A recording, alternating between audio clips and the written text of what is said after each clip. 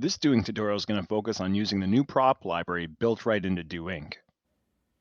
A new feature that DoInk just added is called the props library.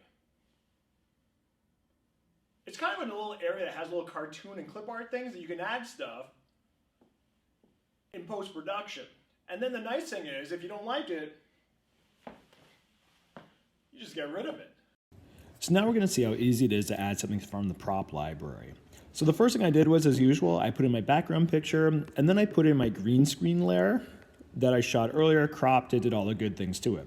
Now you're noticing that I have two separate videos on the top, which is just the same video that I split and then I moved by cutting and pasting. But I want to show you how the prop layer looks when you have something on the top layer versus the bottom layer. So I'm going to click on the top layer, and I'm going to hit the plus sign, and there you can see the prop library. There's all kinds of things in here. You can even do a search to look for whatever it is you're wanting. And some are even animated. I'm going to click on this dog.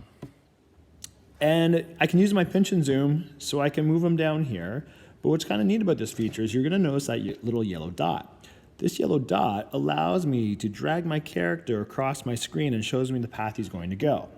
Now, the speed is based on how big this video is. So this video is about 7 seconds to 12. So you can see how he kind of moves across the screen like that. If I want him to move faster, I'd click my finger on the dot and then I would just shrink it down. This moves him faster along, as you can see him go across. So if I watch the movie, It has little cartoon and clip art things that you can add stuff. you can see it goes across fairly quickly. Your other option is depending on layering. So notice that the dog's in front of me. If I go over to the side here, I'm going to go click on the second layer, hit that plus sign. I'm going to grab the same prop. So let's grab that dog in, or maybe we'll grab an alien. So when that alien goes in, you're going to notice now, I'm going to put him over here. As I move him along,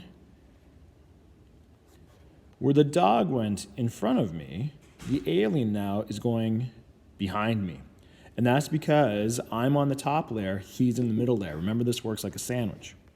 So that's how you add props to the library. You can add stuff in post-production. And then it's all just about timing. And you just want to work on that timing. You may have to delete it, but the nice thing is it's in post-production. So if you have something where you don't want it, you're always able to put your finger on it, drag things around, trim things down, and really mess around in post-production and make it work.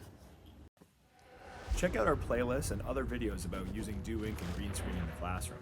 Here you'll find sample projects, things your students can do right away, and simple tips and tricks about green screen.